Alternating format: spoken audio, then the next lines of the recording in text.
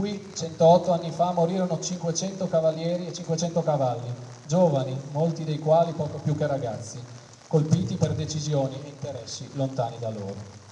I combattimenti non coinvolsero solamente la piazza, ma anche le vie, le corti, le case.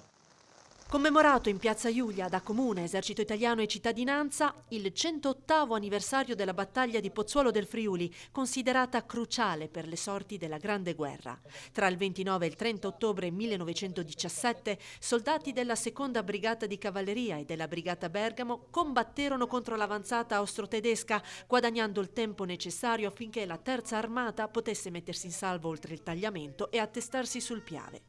Presente alla cerimonia, con il comandante Andrea Bertazzo e la fanfara militare, la Brigata di Cavalleria Pozzuolo del Friuli, rientrata di recente dalla sua 7ª missione UNIFIL in Libano.